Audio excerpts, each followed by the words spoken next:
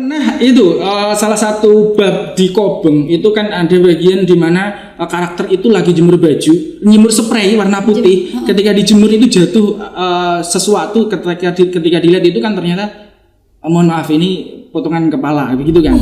Misalkan apa ya, semacam membuli lah. Ini tulisan kayak gini loh, kayak gini kok bisa-bisanya sepede itu diterbitkan di aplikasi gitu.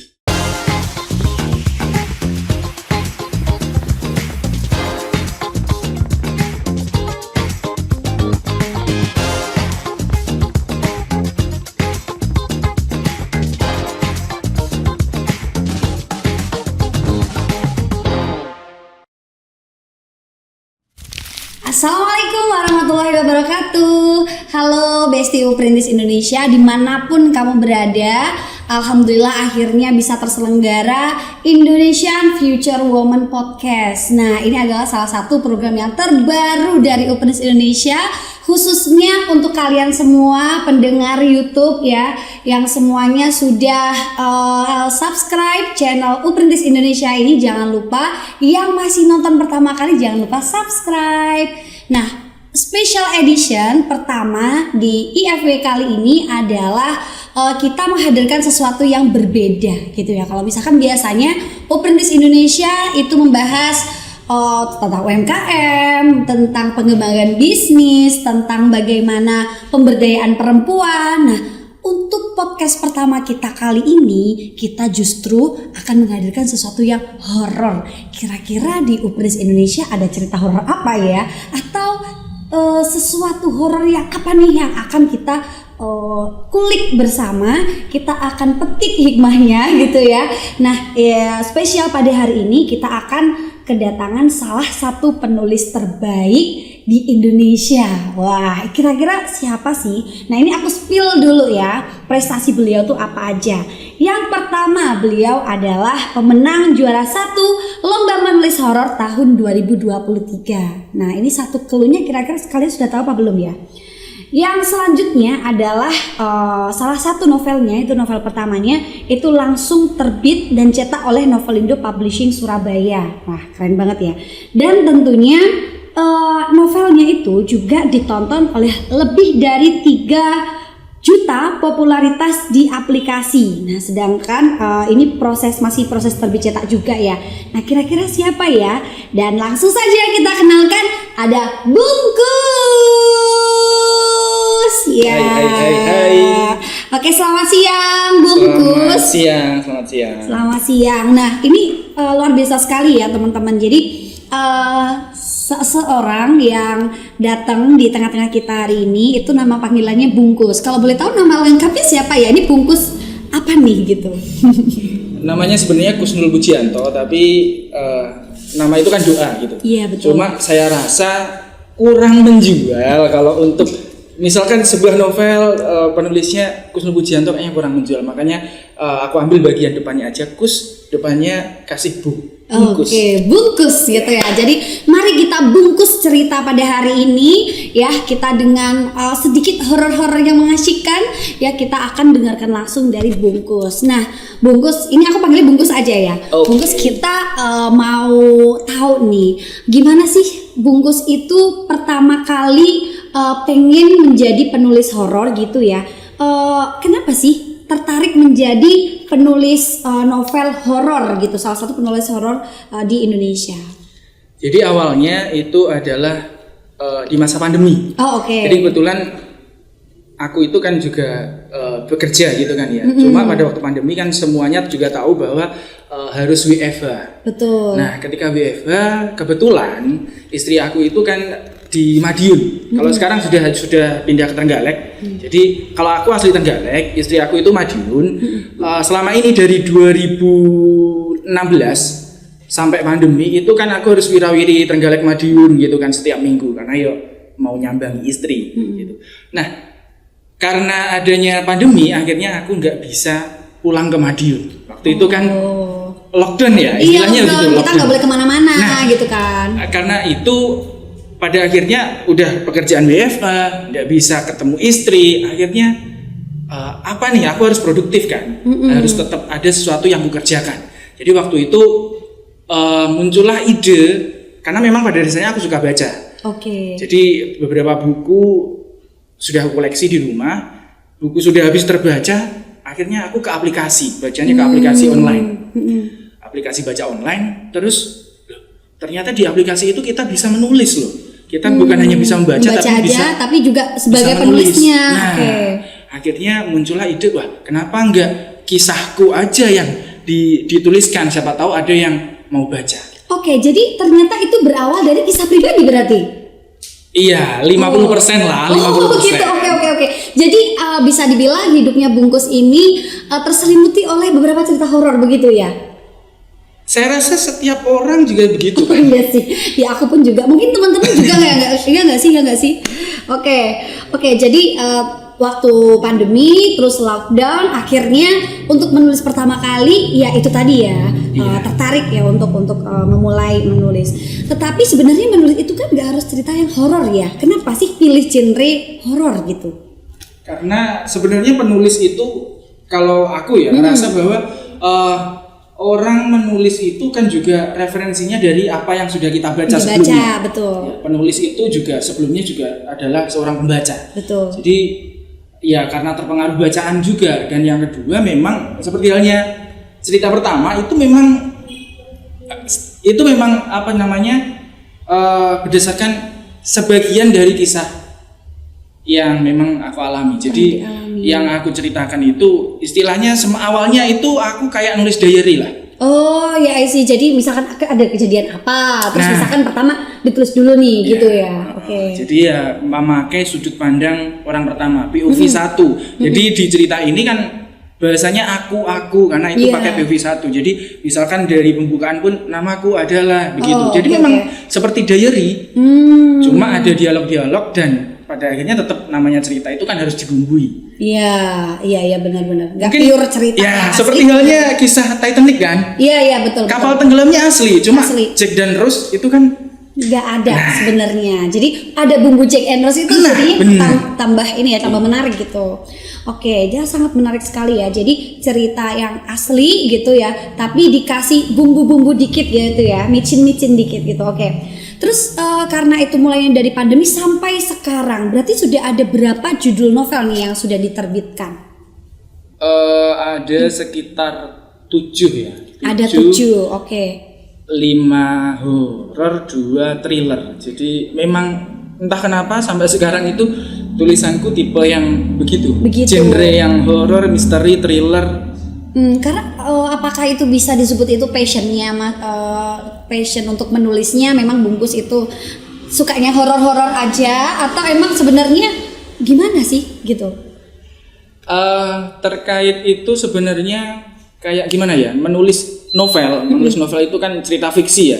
Itu kita kan membangun dunia kita sendiri. Sebenarnya dalam tulisan itu tetap terselip apa unek-unek yang ada di hati. Misalkan ini mohon maaf ya, setiap orang sebenarnya kan pasti ada kekesalan pada orang-orang tertentu dengan sifat-sifat tertentu. Betul. Iya kan? Betul. Nah, itu biasanya tetap aku masukkan ke dalam karakter yang aku tulis. Nah, di situ biasanya karma. Aku membuat sebuah karma dalam untuk orang itu. Nah, tapi itu hanya dalam cerita loh ya.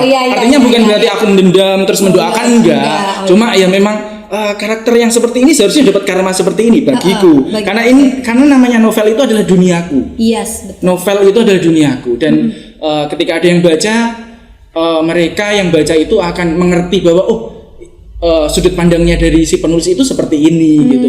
Terhadap orang-orang yang nyebelin dengan karakter yang begini, itu keselnya itu seperti ini gitu.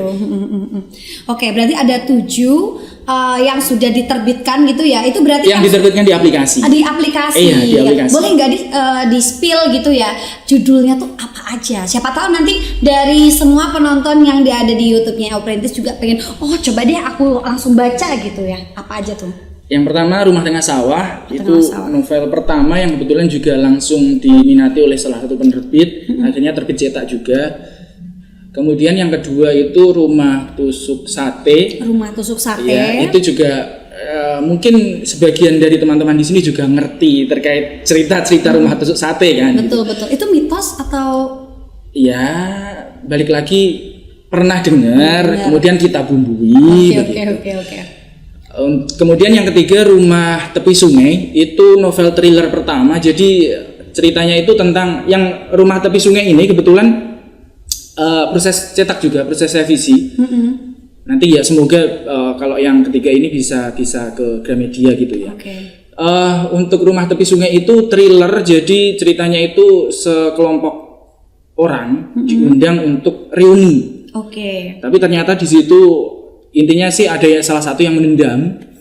Jadi semua orang yang reuni itu akhirnya mendapatkan karmanya itu tadi. Jadi celaka satu persatu dan pembaca itu akhirnya nyari kira-kira siapa sih yang menjadi penjahatnya dari 10 orang. Iya. Jadi ada ini ya, ada curious atau perasaan untuk pengen nyari. Terus ini ceritanya gimana? Kira-kira siapa ya gitu. Oke. Dan yang paling mengasihkan dari membuat cerita thriller teka-teki itu adalah ketika pembaca salah tebak. Kita sebagai penulis kita bangga dengan tulisan kita sendiri. Ternyata aku itu bisa mengecoh sekian banyak pembaca. Dipikirnya penjahatnya ini loh, bukan. Dalam hati gitu, bukan. Tunggu dulu. Bukan. Oke, jadi serunya di situ ya. Oke, terus ada apa lagi, cerita apa lagi? Terus keempat itu adalah Kobeng itu juara 3 UA Writer Season 7 tahun 2022 kalau nggak salah. Jadi Kobeng itu dari sebelumnya thriller itu kembali ke horor lagi. Kalau Kobeng itu inspirasinya sih intinya di sekitar rumah itu ada orang yang hilang. Kalap. Itu akhirnya aku buat itu inspirasi cerita Kobeng. Kebetulan juara. Terus ini juga selesai revisi bulan kemarin, selesai revisi. Ini insya Allah proses kontrak salah satu penerbit besar Jakarta. Itu semoga saja ini segera terrealisasi akhir tahun lah. Terus itu 4 ya? Masih 4. Kurang 3 lagi. Terus 12 Badut itu aku kembali ke thriller lagi. Cuma itu menurutku cerita yang gagal. Kenapa gagal? Karena itu tadi, kalau cerita thriller teka-teki itu kan kita membuat plot twist biar orang-orang nggak bisa nebak. Kalau 12 Badut itu sudah tertebak dari awal. Ada beberapa pembaca yang sudah, waduh tebakannya udah bener gitu. Jadi proses menulis sampai akhir pun akhirnya ini sudah ketebak nih. Mau diganti plot twistnya pun saya rasa nanti terlalu maksa. Jadi ya tetap tamat sesuai kerangka cerita awal. Cuma aku nggak puas dan pada dasarnya pada akhirnya ya memang ndak terbit cetak juga, ndak diminati penerbit juga yang bagian itu. Terus kemarin yang baru itu juga yang baru tamat itu yang terakhir kemarin itu Narsih, itu kebetulan juara lomba menulis horor di salah satu platform ya, aplikasi, itu juara 1 di tahun 2023 itu. Terus yang terakhir ini baru mulai nulis, ini adalah Perempuan di Samping Mayat. Kira-kira gimana ya itu ceritanya? Tapi ini masih proses tulis ya teman-teman. Jadi sudah ada 3 bab sebenarnya di aplikasi. Gitu, oke. Sepertinya kita harus mulai melihat-lihat ya di aplikasinya itu supaya nanti kita jadi tahu ya. Ini proses menyelesaikan si Perempuan di Samping Mayat ya. Tadi? Perempuan di Samping Mayat. Itu gabungan antara thriller sama horor. Tetap. Jadi ya bahas-bahas apa ya, karena novel itu sekali lagi kan kalau menurut aku kan dunia fiksi kan, membuat dunia kita sendiri. Jadi ya enggak masalah memakai, artinya yang penting kalau aku sih tidak menyinggung sara ya. Jadi itu bagiku enggak masalah. Tapi aku jadi penasaran nih Bung Gos, kalau misalkan ketika mau memulai untuk menulis novel horor ataupun mungkin thriller gitu ya, let's say ada salah satu misalkan tentang rumah tengah sawah atau rumah tusuk sate tadi ya, itu ada ritual-ritual khusus gak sih gitu? Jangan-jangan nanti kalau misalkan gitu, ada ritual khusus gak sih sebelum Bung Gos itu mau nulis novel itu gitu? Sejujurnya kalau aku itu orang yang sebenarnya cukup penakut ya. Jadi penulis novel horor, pernah itu salah satu bab di Kobeng itu kan ada bagian di mana karakter itu lagi jemur baju, jemur spray warna putih. Ketika dijemur itu jatuh sesuatu, ketika dilihat itu kan ternyata mohon maaf ini potongan kepala begitu kan. Oh. Itu gara-gara aku nulis bab itu, esoknya maghrib itu aku selesai nyuci, mau jemur itu nggak berani, panggil istri. Ya ampun, karena itu terbayang-bayang ya, saking ngertinya cerita, jangan-jangan setelah ini ada malah jatuh gitu ya. Padahal itu kan fiksi. Aku tahu sendiri bahwa itu adalah fiksi gitu. Itu fiktif. Jadi tapi ternyata aku itu memang sepenakut itu. Jadi kalau ngomongin ritual, aku rasa tidak ada ritual yang aku lakukan. Jadi itu murni memang dengar cerita dari orang gitu ya, kemudian aku bumbui gitu. Oke. Berarti kumpulan cerita dari orang-orang terdekat Bungkus yang dibumbu-bumbui pakai micin-micin tadi ya. Oke. Terus kalau misalkan nggak ada ritual khusus, tantangan yang biasanya mungkin dihadapi oleh seorang penulis horor atau thriller itu apa sih gitu? Ada nggak sih tantangan yang sangat berarti gitu mungkin? Kalau tantangan sih sampai sekarang awal-awal ya. Kalau awal-awal dulu memang permasalahannya adalah aku itu bukan orang yang memiliki background pendidikan sastra. Jadi memang benar-benar awalnya nulis diary aja lah gitu intinya. Jadi banyak banget ketika sudah ternyata dilempar di aplikasi yang banyak yang baca itu sudah banyak, ternyata banyak banget kritik masuk terkait itu. Tanda baca. Tanda baca, terutama tanda baca ya. Wow. Titik koma itu parah banget. Jadi memang sampai ya ada beberapa lah namanya aplikasi kan ya. Ada beberapa yang misalkan semacam membuli lah. Ini tulisan kayak gini loh, kayak gini kok bisa-bisanya sepede itu diterbitkan di aplikasi gitu. Cuma ketika ada yang kritik ya, termasuk kritik saran seperti itu, aku juga belajar sedikit demi sedikit. Jadi untuk memperbaiki puisi, tanda baca semuanya belajar secara otodidak lah. Oke, jadi sama sekali backgroundnya nggak ada sastranya. Berarti backgroundnya sebenarnya Bungkus ini apa sebenarnya? Backgroundnya aku tuh kuliah itu di pendidikan guru, tapi bukan guru sastra. Kemudian saat ini bekerja di pendampingan sosial. Jadi memang dunia itu kayaknya nano banget. Tapi sebelum di pendampingan sosial, aku itu pernah di radio juga. Iya, serius? Iya. Jadi aku selama kuliah 2012 sampai 2017 itu aku di radio, nge-MC juga. Oh iya. Iya, tapi di Kota Madiun, bukan di sini. Oke. Jadi di Kota Madiun cukup panjang lah. Banyak hal yang ku alami. Jadi memang nano ya. Oke, jadi kalau misalkan kita berpikirnya seorang penulis itu pasti backgroundnya mungkin sastrawan atau misalkan emang benar-benar mengawali dunia menulisnya itu dengan dunia sastra, ternyata enggak ya, nano gitu ya, pernah tentang sosial juga atau mungkin pernah menjadi orang event juga dan lain sebagainya lah pokoknya. Lebih seru ya. Oke, terus misalkan nih tadi salah satu ceritanya adalah tentang rumah tusuk sate atau misalkan kobeng gitu ya. Pernah nggak sih waktu menulis gitu ya itu menggabungkan antara imajinasi dengan elemen-elemen supranatural gitu dalam ceritanya? Kalau aku sih gini ya Kak ya. Kalau menggabungkan elemen supranatural enggak. Cuma kebetulan di lingkungan keluarga itu memang kakek itu kakek itu tetua lah. Jadi hitung-hitungan Jawa Mbak. Itu nakniknya Jawa. Jadi seperti halnya misalkan ini dalam cerita yang terbaru deh, yang narsi itu aku make misalkan orang yang lahir di Rabu Wage Menail.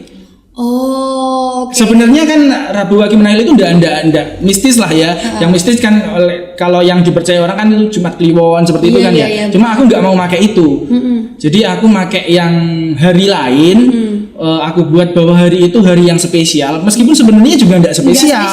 Nah, iya, tapi ini kan ceritaku, duniaku. Bukan berarti aku menyesatkan pembaca, enggak. Cuma aku membuat dunia bahwa orang yang lahir di hari Rabu Menail itu memiliki keistimewaan. Itu di cerita narsi ada bagian itu. Itu pun pembaca bahkan ada yang tanya, loh, Emang bener? Iya, bahkan ada yang tanya dengan DM juga di Instagram misalkan, "Kak, aku lahir ini berarti aku spesial." Enggak, itu cuma cerita. Iya, saya gitu. sebenarnya di setiap cerita itu kan di awal juga aku tulis bahwa ini semua fiktif. Jadi kesamaan nama, tempat, peristiwa itu tidak ada hubungannya. Kesengajaan, Iya, tidak ada kesengajaan. apapun. Iya, benar. Kecuali yang memang rumah tengah sawah ya, ini memang 50% pengalaman pribadi. Jadi di sini diceritakan, mohon maaf, ada rumah yang harus ditinggalkan oleh karakter utama itu memang aku alami. Jadi di 2012 itu aku harus meninggalkan rumah yang sudah aku tempati 19 tahun. Itu untuk pindah ke rumah yang lain. Oke, jadi ini 50% cerita pribadi ya sebenarnya. Iya. Wah. Jadi rumah yang harus dibongkar, ada desas-desus rumah yang kurang baik jika ditempati dan sebagainya, itu memang pernah aku alami. Iya. Oh, oke. Dan sedangkan kita kan tahu ya, kalau misalkan sering banget kita kalau lewat sawah-sawah itu kadang tetap ada rumah yang di tengah sawah. Ya enggak sih? Itu jangan-jangan Enggak juga. Nanti ada orang rumahnya tengah sawah, nanti malah berpikiran jangan-jangan kayak yang dulu. Enggak. Fiktif ya teman-teman ya. Oke. Bahkan sekarang rumah yang kutempati itu kan memang dulu di tengah sawah, sekarang sudah enggak. Sekarang sudah sawahnya sudah enggak ada. Enggak ada. Ya, rumahku juga sudah enggak ada. Enggak ada. Tinggal fondasinya saja, Kak. Oh iya, serius. Iya, memang dibongkar dan enggak diapa-apain, dan itu memang atas nama milik keluargaku. Jadi memang intinya enggak boleh ditempati lagi, tapi ya udah. Ya tetap ada. Iya, ada. Itu sebuah bukti bahwa memang cerita ini berdasarkan sejarah. Jadi gitu prasasti. Prasasti bersejarah. Ntar lagi jadi museum itu nanti ya, ditiketkan. Oke. Terus apa ya yang Bungkus itu harapkan ya ketika pembaca itu membaca semua cerita-cerita yang udah Bungkus ciptakan gitu. Jadi kurasa sebenarnya kalau setiap novel itu tetap ada amanat atau pesan yang ingin disampaikan oleh penulis kan. Sebenarnya tetap ada. Kayak seri Rumah Tengah Sawah ini aku selalu menekankan di beberapa bab itu bahwa rumah itu bukan hanya sebatas bangunan fisik, tapi rumah itu bangunan hati. Jadi artinya meskipun kita sekeluarga pindah, yang penting kita itu bersama keluarga kita, bersama orang-orang kita sayangi, ya itulah rumah. Terserah mau di mana, itulah rumah. Tempat kita pulang itu bukan hanya bangunan fisik, tapi tempat kita pulang itu ya bersama istri, dengan bersama ibu, orang tua, atau mungkin bersama keluarga yang kita cintai. Wah, keren banget ya. Jadi nggak selalu cerita horor itu ngasih tahu ke teman-teman pembaca semuanya sisi horornya, tapi bagaimana nilai yang ada di dalam ceritanya itu sangat-sangat berharga dan itu relevan ya. Itu relate banget sama kita bahwa rumah itu nggak cuman bangunan fisik aja, tapi bagaimana kita menemukan kebahagiaan di situ. Wis, mantap. Oke, berarti Bungkus dari 7 novel ya yang sudah diterbitkan ataupun sedang proses menulis, itu yang paling jadi favorit itu yang mana di antara 7 itu? Sebenarnya kalau favorit ya tetap ini novel pertama ya, karena sekali lagi ini berdasarkan 50% pengalaman pribadi, terus juga yaitu memang pertama kali kok ternyata laku gitu. Ini tetap cikal bakal seandainya novel pertama itu nggak laku sama sekali, nggak ada yang baca, itu juga aku berhenti kok, nggak nulis gitu. Ya udahlah, ya kerja lah ya gitu. Udah nggak nulis, mungkin cari hobi yang lain gitu. Oke, jadi novel yang paling favorit dari Bungkus itu adalah Rumah Tengah Sawah gitu ya. Tapi habis ini ada yang terbit itu, mungkin itu juga bisa menggeser kali ya, tapi tetap kayaknya enggak deh. Karena ini based on experience gitu ya ceritanya gitu, karena ada sejarahnya. Oke. Terus last but not least ya, Bungkus untuk bisa melihat ini dari segi POV membangun sebuah hobi yang sekaligus juga bisa berpotensi untuk cuan ya pastinya ya. Masa depan untuk bisa mengembangkan gitu ya, mengembangkan industri sastra khususnya di novel horor atau thriller ini, menurut Bungkus gimana sih untuk kedepannya gitu? Kalau sekarang sih aku rasa sudah serba enak ya. maksudnya meskipun kita belum punya nama gitu ya, kita belum masih penulis seperti halnya aku yang masih amatiran gitu kan ya. Jadi sudah ada aplikasi-aplikasi yang membantu. Jadi enak kalau dulu misalkan kita itu mau nulis mau diletakin di mana sih? Oh iya, jadi kayak harus yang kayak harus dikasih di media sangat besar gitu untuk menjadi penulis tuh kayak betul. Harus melewati banyak hal gitu ya. Iya, kalau sekarang kan ada aplikasi. Kayaknya aku merasa setiap orang itu memiliki kisah yang ingin dia bagikan. Mungkin kakaknya juga. Aku rasa punya kisah yang ingin dibagi lah. Betul. Gitu. Siapa tahu nanti ternyata ada orang lain di luar sana yang mengalami hal yang serupa. Nah, gitu. betul. Ketika kita tuliskan ternyata, iya kak, kita juga mengalami hal itu gitu. Rasanya kayak, ada yang senasib nih, ada yang merasakan hal yang sama nih gitu. Jadi sekarang itu sudah enak, kita bisa lempar di aplikasi. Kalau terkait laku tidaknya, aku rasa jangan berpikir itu dulu. Bahkan aku dulu nulis pertama ini juga sampai beberapa ya itu tidak ada yang baca sama sekali loh. Yang nge-like itu di aplikasi cuma akunku sama pinjem minta tolong istriku. Bahkan minta teman gitu. Minta teman ayo di like dong. Like dong gitu. Iya, karena tetap kan trafficnya platform itu kan tetap ketika banyak yang like nanti kan masuk di promo yang bagian awal di bagian awal ketika aplikasi dibuka gitu. Jadi awalnya memang tidak ada yang baca. Jadi kalau misalkan yang masih mengawali misalkan pengen nulis awal di aplikasi terus berharapnya aku pokoknya pengen nulis 1 bulan pengen dapatnya sekian ratus ribu atau sekian juta, jangan mikir itu dulu gitu. Oke, jadi kayak apa ya, sesuatu yang benar-benar baru kita mulai itu jangan langsung patah semangat ketika belum ada respon pasar lah, intinya begitu ya. Jadi ada sesuatu yang harus benar-benar dicoba dan itu dimulai dari orang terdekat mungkin ya, dimulai dari orang terdekat dulu gitu ya, tes pasarnya. Tapi terus terang ya, sampai sekarang aku tuh kalau misalkan ditanya orang itu agak masih merasa aku tuh kemarin pun dapat undangan ke sini pun aku merasa kayaknya aku belum saatnya untuk ngomongin masalah tulisanku deh gitu. Cuma setelah aku pikir lagi kayaknya sebentar lagi juga akan tembus terbit yang penerbit besar kayaknya. Tidak apa-apa lah ya berbagi. Toh misal pun apa yang aku sampaikan ini misal pun ada yang kurang pas bagi yang backgroundnya sastra itu juga nanti bisa menjadi masukan untuk aku juga. Artinya misalkan yang lihat nggak bisa dong asal nulis dilempar di aplikasi, harus belajar dulu dong. Misalkan ada yang kritik seperti itu pun aku juga terbuka menerima gitu.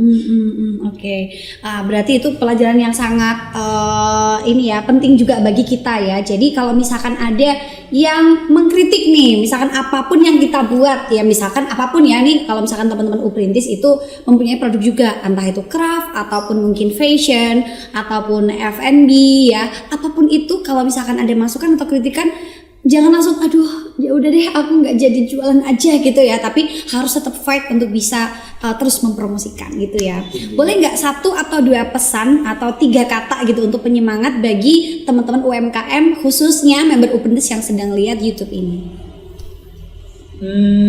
Kalau aku sih pengen berpesan untuk semuanya, ayolah nulis aja gitu. Aplikasi itu sekarang banyak ya, nggak perlu aku sebutkan, cari di Play Store pun banyak banget. Tinggal pilih mau yang aplikasi sistemnya kita lempar tulisan langsung berbayar, buka gembok dan sebagainya, kan ada yang seperti itu. Ada yang memang aplikasi free, itu terserah pilih yang mana, ayolah nulis. Karena sekali lagi aku yakin setiap orang itu memiliki kisah yang pengen dia bagikan. Tuliskan, kemudian siapa tahu itu bisa menghasilkan cuan kan ya. Hobi yang dibayar itu sangat mengasihkan, sangat luar biasa. Karena ya itu, apa sih modalnya nulis itu nggak ada kak. Nggak ada. Itu pakai handphone aja cukup. Iya benar. Pakai handphone aja bisa. Pakai aplikasi catatan yang di handphone itu juga bisa. Itu di situ tulis dulu, nanti dikopas ke aplikasi. Udah. Publish udah. Sebenarnya sesimpel itu ya sebenarnya, tapi tinggal niatnya kita itu seperti apa.